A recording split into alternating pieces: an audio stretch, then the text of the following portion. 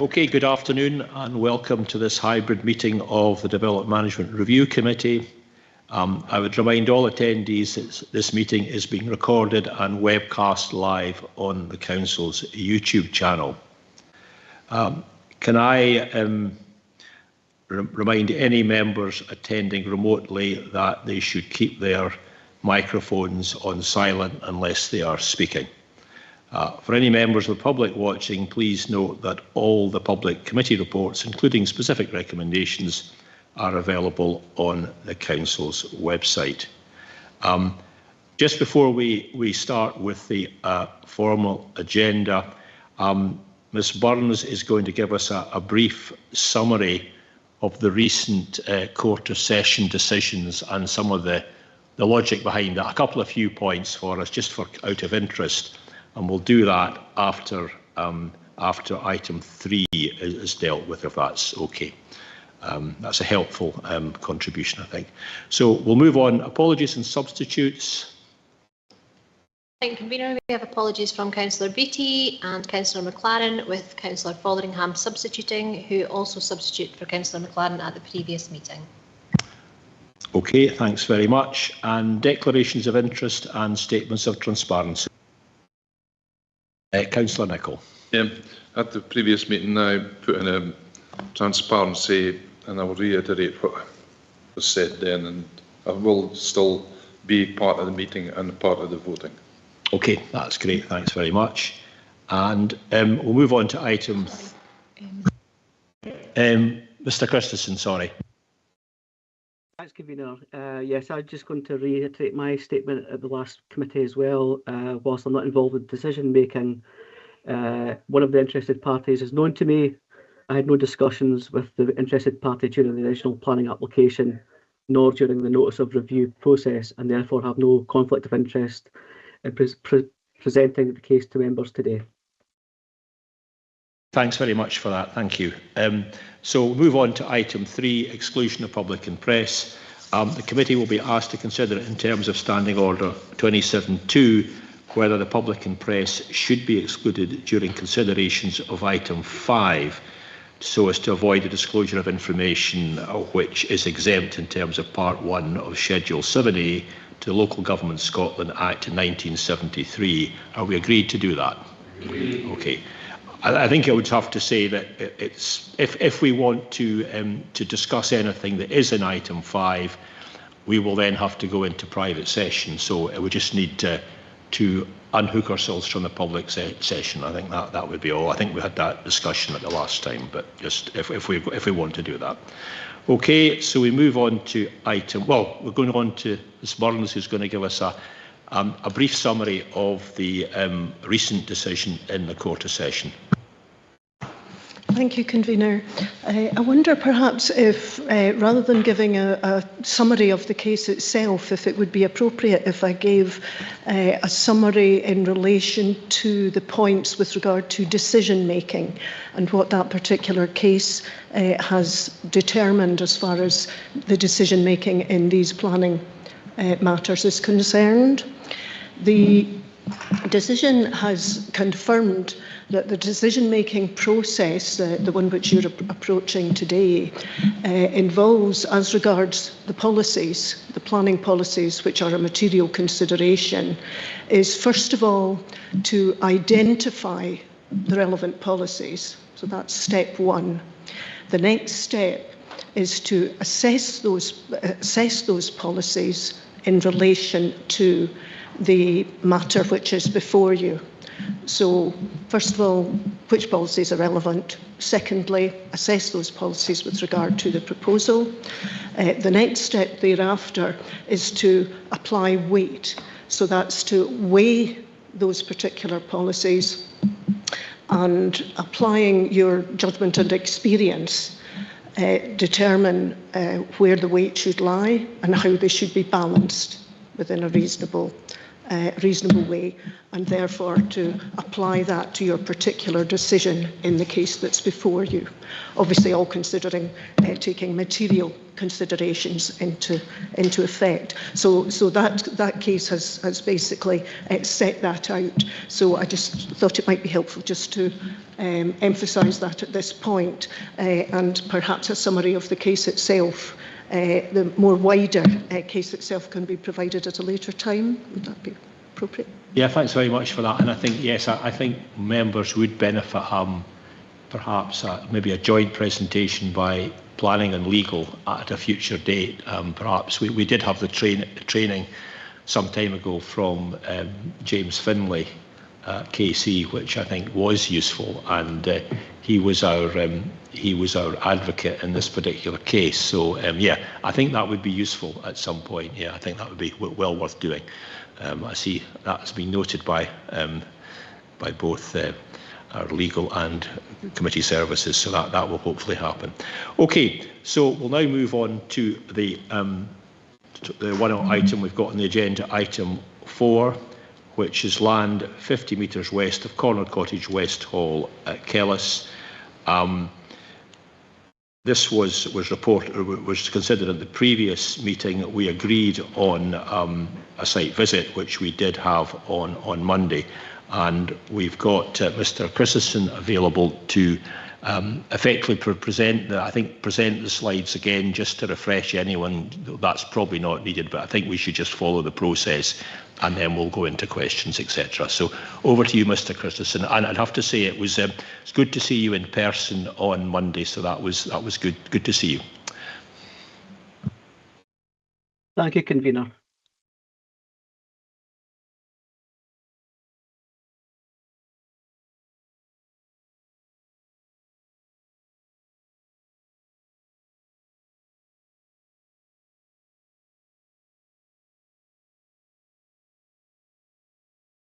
The case in front of members of the Dmrc seeks review of refusal of an application for planning permission for the erection of a dwelling house for a retiring farmer on land 50 metres west of Corner Cottage, West Hall, Kellis. The application site is located immediately to the west of the existing Kellis development boundary and has a site area of approximately 1,485 square metres. The public road lies to the north of the site, residential development to the east, and agricultural land to the south. The proposal would create a 3-bedroom dwelling house, which would be 1.5 stories in height. An integral double garage is proposed at the front. The elevations would have pitched roofs, and the materials would consist of a mix of timber effect aluminium rain screen cladding and a dry stone external leaf on the walls and natural slate on the roof. The application form indicates the dwelling would be connected to the public water supply network. Foul drainage would be directed to a septic tank, which would discharge to land via soakaway, and surface water drainage would be dealt with by SUDS. Turning to the slideshow, we have a location plan. The application site is marked and highlighted in red, and you can see the B978 Kellis Road running from Dundee up towards Kellis and towards Wellbank. The site plan on the right shows the site, the application site in more detail. The area marked in blue is the land owned by the applicant. Again, a more zoomed in view of the site location plan shows the red line area of the application site. To the east of the application site are the existing residential dwellings. And to the west, immediately to the west, you can see mapped on the site plan the SSE onshore cabling, which is underground. Members will note that from the site visit and is being returned to agricultural land. The next slide shows the site location marked in red, although it's not the exact site boundary. It shows the approximate location of the site in relation to the Kellis development boundary. And you can see that the site lies out with but adjacent to that development boundary, which is identified in the Angus Local Development Plan 2016. It's also important at this point to point out to members that alternative sites were considered by the applicant. The application site is marked in red, just where my cursor is, and 4 other sites were considered within the land holding of the applicant. My cursor showing the 2 sites located within the existing Westhall farmyard area. Site B, which was shown on the plan, lies out with adjacent to the farm and the farmhouse, the existing farmhouse. Site C lies to the north of cottages, which is obviously close to the crematorium that was previously approved by this committee. The next slide shows the proposed site block plan. It shows the proposed location of the site and the layout of the site, the house, and the access that has been shown by the application on the application form. Again, a closer view of that shows the red line area of the application site, the location of the house and the internal layout, and shows the area of parking and driveway associated with the house, and obviously garden ground lying to the south as well. Proposed elevations on the left is the south elevation, which is largely has a lot of glazing to take advantage of the south-facing aspect. The eastern elevation would be the elevation closest to the existing residential properties, which lie within the Kellis development boundary on the opposite side of the application site. The north and west elevations are shown here. The image on the left is the north elevation showing the integral double garage, and the western elevation on the right-hand side, this would look out towards the existing agricultural land within the land holding. The proposed floor plans show the layout of the house, the double garage at the front, a lobby area, kitchen dining area, and the bedroom with the sort of main living accommodation lying to the south. The plan on the right shows the upper floor of the property, proposed dwelling house, with the bedrooms and bathroom as well. The proposed roof plan shows the pitched roof element and obviously some light window spaces within those roof space. The next slide shows the proposed section. This is actually looking for the western elevation.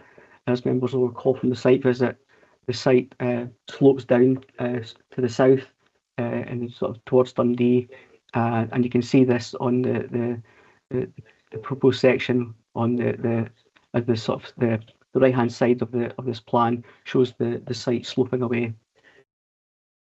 Looking at the pictures, this is the public road that lies to the north of the application site. The application site sits just on the right hand side here, and you can see the stone boundary wall which delineates the site from the Kellis development boundary, the existing residential dwellings that are already on site to the east of the boundary wall.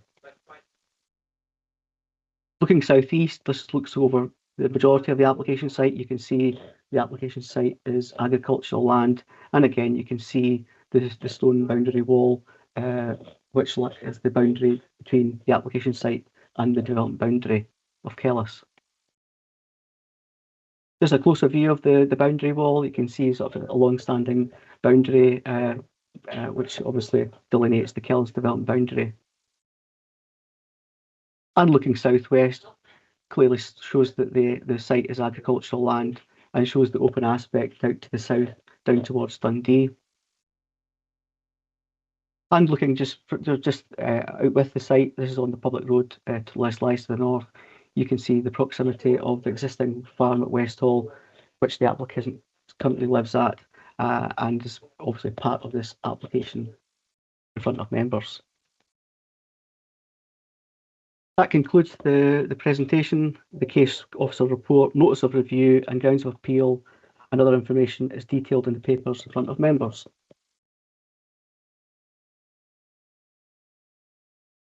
Okay, Mr. Christensen, thanks very much indeed for that. So over to elected members, if they maybe initially have any questions for Mr. Christensen, Fire away.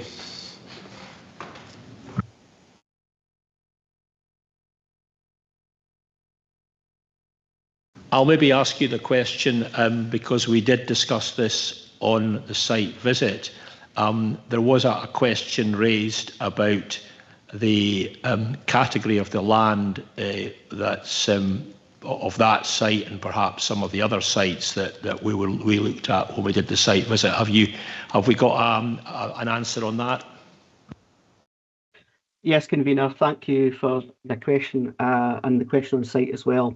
The application site is a mixture of 3.1 and 3.2 agricultural land. It almost cuts directly in the middle of the divide between the categories that cuts between the site. Site B, which lies to the west of the existing farmhouse, that is category 3.1 agricultural land. And site C, which lies to the north of the cottages, which is close to the proposed crematorium site, that is 3.2 agricultural land. And just for clarification, I think we discussed, our members have asked the question on site, prime agricultural land defined by the Macaulay Institute, now the James Hutton Institute, as set out in MPF 4, classifies prime agricultural land as classes 1, 2 and 3.1.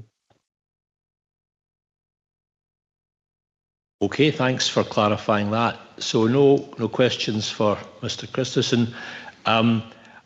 I'm conscious that we visited the other potential sites. We looked at sites, whatever it was, the two in the farmyard, plus we walked by site D and we looked at site E from some distance. Could we just maybe, could I maybe ask Ms Manson the views of environmental health about the two sites on the farmyard, because clearly Mr Petrie joined us for the site visit and he's obviously not here today. If you maybe want to summarise your department's views on that particular as options for a potential house. Thank you, Chair. Yes, that's correct. Environmental health, as noted during the site visit, may have concerns in relation to both noise and odour from the working farm, and therefore supporting documentation by means of noise assessment and odour assessment would be required should these sites come forward for further consideration. Yeah, thanks. I mean, I don't know whether your remit goes as far as health and safety, does it? That would fall to the Health and Safety Executive. Yeah, okay, that's fine, that's grand. Okay, thanks for that. So, any other questions for officers? Yes, Councillor Clark. Yes, thanks, Convener. Just when I'm reading again and what we'd seen on the site visit, which was very, very good, by the way, really good. Can I just ask our roads guru, Andy, can you go over again, Andy, you made mention of displays, and you do often, so if we could just go over that again, because I think it's quite important. Thanks, Councillor Clark, for the question. Yes, so the comments of the Roads Authority are, you can see in the report on page 39, production AC5. In terms of sight lines, the site access, as shown on the plan, was located to the east of the site, directly adjacent to the stonework boundary wall, which is a high wall, and that wall would obstruct the sight lines. So the Roads Authority has suggested, if members were minded to approve the application, that the access should be moved to the west, so that appropriate sightlines can be provided in the easterly direction. Thank you. That's helpful, thank you. So no further questions for officers. So do elected members have enough information to now make a decision? Okay, I'm seeing nods of head. So I think just in the usual way, we'll just go around the panel to get initial impressions. So maybe start with yourself, Councillor Nicholl. Thank you, Convener. Well, at the site visit, we've seen a nice NRIG site. It's not overlooking any of the neighbours, and it's not encroaching on any of the neighbours. There's no problem with SEPA, no problems with roads which can't be sorted out, no neighbour complaints. It is out with the development boundary, but this would be allowed under the NPF 4 policy 17.6 for a single house for a retirement succession of a viable farm holding. So with this, I would be inclined to uphold the appeal and allow the building to go ahead. Okay, thank you for that. Councillor Fotheringham, it's your ward, isn't it? Yes, it is, Convener. Thank you very much. I was tempted to go for an alternative site, but I've heard Mr Barnes saying if the access and the exit can be moved to the west, then I would be quite happy to support the application. And like Councillor Nicholl, on that basis, I would support it, providing that the access is moved to the west. Yeah, well, that certainly could be covered by conditions. Okay, Councillor Clark.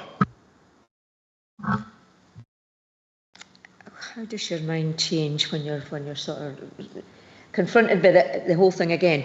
That was a really good site visit, and I was minded to think not about this. It's always been a concern for me about where they want to have this house, and I've never felt it was right for me as in planning to offer a suggestion to go somewhere else. I've always just felt about this is what I'm deciding on the day. But I can't get that out of my mind that there are better sites. Having said that, I've just been speaking to our guru again. If there was a chance of making, I mean, when we speak about going, we went along that road, and the farther you got along that road, it was better. It certainly was better, the access area. And if you were able to do something like that, you speak about going to the west. Is that, am I right? I'm not quite convinced yet, but I'm nearly there. So you're kind of sitting on the far at the moment.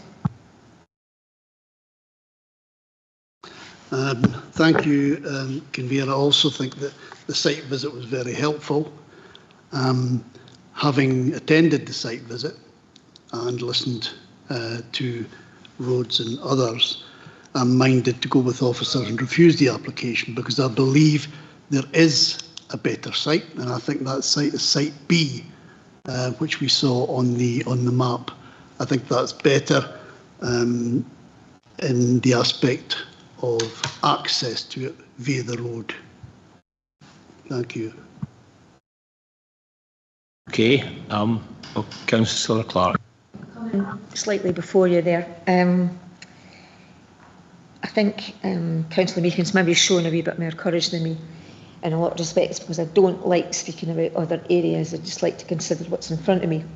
But I'm minded to, if he's going to move that, I'm minded to second him. I'm minded to second him.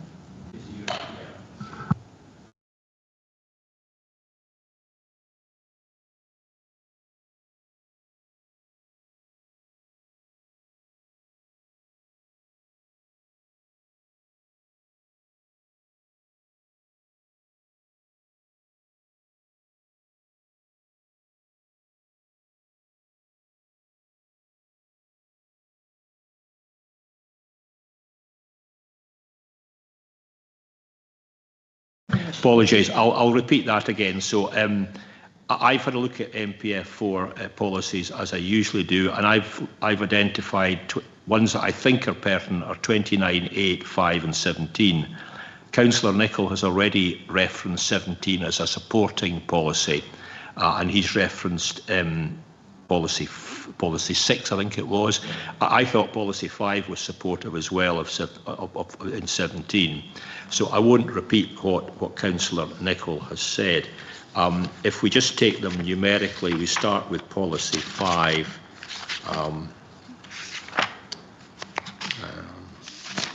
bear with me.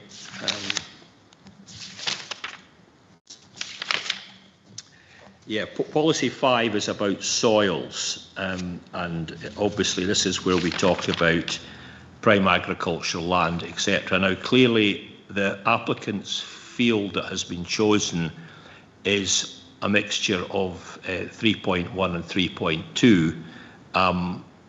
3.1 obviously is regarded as prime, 3.2 is not. The strip of land that the house would go on is adjacent to the corner cottage and isn't in cultivation. To my non-expert eye, that doesn't look particularly good land. And I think we also have to note that the land is somewhat blighted by the fact that there is underground cabling, which was put in relatively recently. But the point I was going to raise about number 5 really is point 2. It says small-scale development directly linked to a rural business, farm or croft, or for essential workers for the rural business to be able to live on site. So that would be supported under 5, and that seems to me to fit what we've got here. We move on to policy 8, which is policy 8. Policy 8, development proposals within a green belt designated within the LDP will only be supported if. So what I'm arguing here is that this is outside the development boundary of Kellis. So to my simple mind, that is in the green belt. So that's only supported under certain circumstances. And if you look at I or 1.2, residential accommodation required in design for a key worker in a primary industry within the immediate vicinity of their place of employment, where the presence of a worker is essential to the operation of the enterprise, or retired workers where there is no suitable alternative accommodation available. So I think that also supports it. Councillor Nicholl has referenced 17, so we move on to policy 29, which is about rural businesses, I think. Policy 29, rural businesses, development proposals that contribute to the viability, sustainability and diversity of rural communities and the local rural economy will be supported, including farms, crofts, woodlands, etc. And I think the farming community is effectively at the heart of rural business, certainly in Angus, and I think that policy there would support the application. In terms of the alternative sites, I think the site visit was very useful. We looked at a number of alternative sites. I think the 2 in the farmyard, environmental have said that would require an assessment. Certainly the day we visited on Monday, it was fairly smelly. And for me, I think not a suitable location for a house or for a new house. There was an HGV vehicle manoeuvring there, so clearly and it's a working farmyard, so that doesn't look to me like a sensible location.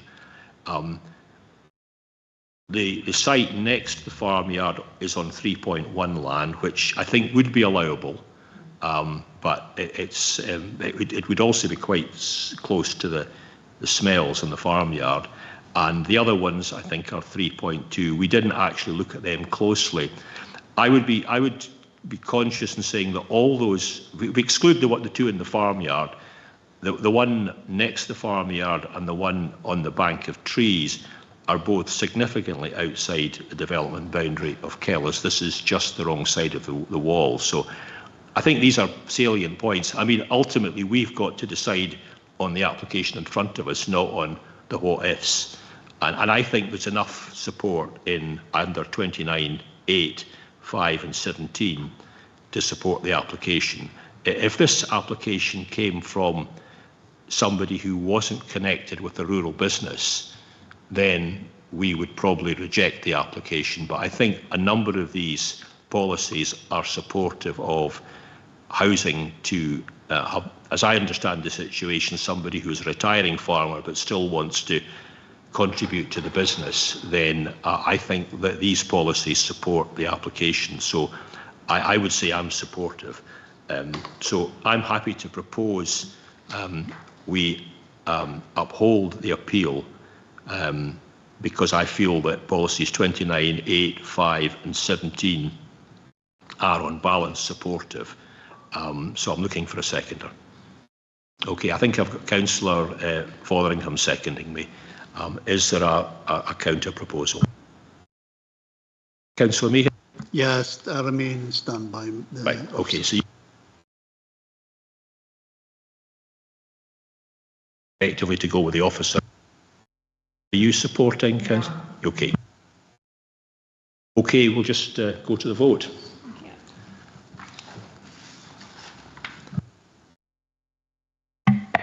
Thank you, Convener. The motion by yourself, Convener, seconded by Councillor Fotheringham, is to uphold the appeal and grant planning permission subject to conditions yet to be determined for the reasons outlined by yourself, Convener.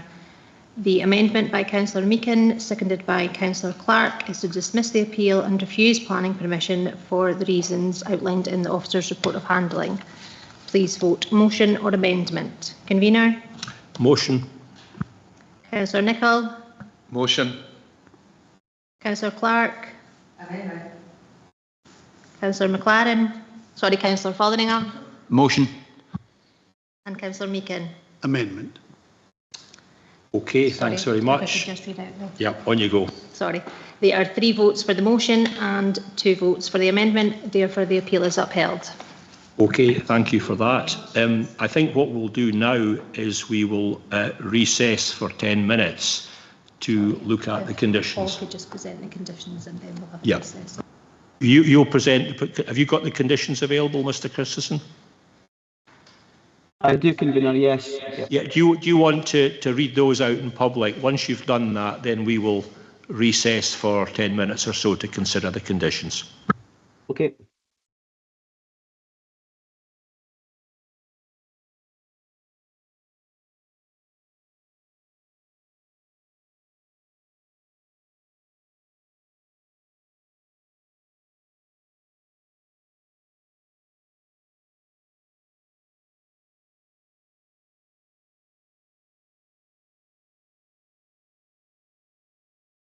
Remember, see the conditions on screen, okay? Yeah, they're quite clear. Yep. Yeah. So condition 1, the development to which this permission relates must be begun not later than the expiration of 3 years from the date of its grant. The reason, in order to clarify the duration of this permission in accordance with the requirements of the Town and Country Planning Scotland Act 1997 as amended, and to ensure that it will lapse if not implemented within that period. Condition 2, that no development in connection with the planning permission hereby approved shall take place unless the following is submitted to and approved in writing by the planning authority.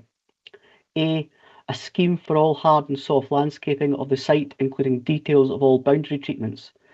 This scheme shall include an indication of all existing trees and hedgerows within and adjacent to the site, details of those to be retained and cleared, together with the measures for their protection in the course of the development. The approved landscaping and boundary treatment scheme shall be completed no later than the end of the first planting season following completion of the dwelling house. The scheme shall also include measures employed in the design of the development to ensure an enhancement to biodiversity and in accordance with the Nature Scot developing with nature guidance. Any plants or trees which within a period of 5 years from the commencement of the use die, are removed or become seriously damaged or diseased shall be replaced in the next planting season with others of a similar size and species. B. Detailed plans, sections showing existing and proposed ground levels relative to neighbouring land properties and a fixed ordnance datum. Thereafter, development shall be undertaken in accordance with the approved details. C. Precise details of the means of drainage for the development. Thereafter, the development shall be undertaken in accordance with the approved details and drainage provided prior to the occupation of the dwelling house. D. Specific details of all external wall materials. Thereafter, the development shall be undertaken in accordance with the approved details. Reason, in order to ensure appropriate planting is carried out and boundary enclosures are installed in the interest of visual amenity and to ensure that development has appropriate drainage arrangements. Condition 3. Prior to the commencement of development, a scheme for the provision of visibility displays shall be submitted to and approved in writing by the Planning Authority. The scheme for the provision of visibility displays shall include an amended plan that demonstrates minimum site distances of 160 metres in a westerly direction and 60 metres in an easterly direction, each at a point 2.4 metres from the near side channel line of the Moneyfeith to Kingenny to Duntroon C4 road can be provided. Thereafter, the development shall be undertaken in accordance with the approved scheme. Within the above visibility displays, nothing shall be erected or planting permitted to grow to a height in excess of 1,050 millimetres above the adjacent road channel level.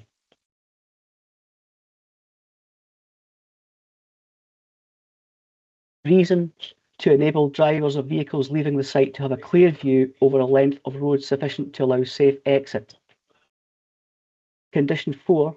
The access driveway shall be designed to prevent the discharge of surface water onto the public road and vice versa. This shall include the provision of a cut-off drain on the access driveway at its interface with the rear of the verge of the public road. The reason, to prevent the flow of surface water onto the public road in the interests of traffic safety. And an advisory note. 1. The verge crossing at the proposed access must be formed and constructed in accordance with the standards of Angus Council. An application form can be downloaded from the Angus Council website for this purpose. And that's the draft conditions. Okay, thanks very much for that, Mr. Christensen. So as we've said, we'll have a 10-minute recess to consider the conditions and then go back into public session. Thank you. Can we pause the live stream, please? I think if we could just...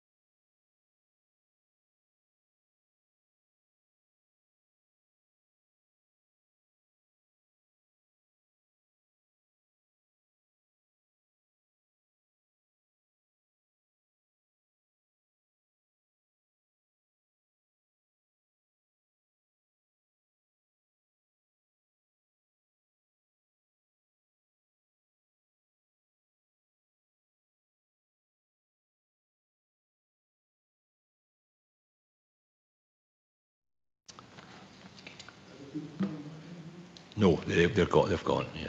Yeah. Good to go. Okay, welcome back. We've had our 10 minutes or so to consider the conditions. I think there were 4 conditions. I think perhaps it's maybe worth just asking Mr. Barnes to talk us through condition 3, because he had expressed comments earlier after questioning that he would want a condition about sightlines, etc. So if you can just maybe talk us through condition 3, Mr. Barnes. Thanks, Convener. So yeah, as we've said, condition 3 requires the prior provision of visibility sightlines of 2.4 by 160 metres to the west and 2.4 by 60 metres to the east. The reduced sightline to the east is due to the road ending at the junction with the B978. So the existing road verge is approximately 1.8 metres wide. So that means that the majority of that sightline to the east would be within the road verge. So your 2.4 metres is derived from the average distance from the front of a vehicle to the driver's position. So that's roughly where the driver sits in relationship to the road. So you're speaking about roughly 500 to 600 millimetres back from the back of the road verge, so the corner of that wall would slightly obstruct the sightline. So I don't think, we can't tell for definite until the plan is provided that the condition requests, whether or not that condition can be met, but a judgment would lean me to suggest that you wouldn't need to move the proposed access very far to the west before the sightline could be provided. Okay, so effectively condition 3 captures your concerns. Yes, that's correct. Okay, thanks. And any other comments from any other elected members about the conditions? Happy with the conditions? Okay, that's grand. If we're happy with the conditions, which we've now agreed today, if I can just say for the record that planning application 2500071/full, the appeal is upheld because, in our view, it complies with MPF 4 policies 29, 8, 5 and 17, and there are some additional material considerations supporting it. We would disagree with officers. We feel policy 17 is supportive, and officers also referenced policy 14 as a reason for rejection. We feel that that is a bit subjective, and effectively that's talking about the fact that the house is out with the development area, and we feel policy 8, which references the green belt, there's exceptions there for houses for essentially essential workers.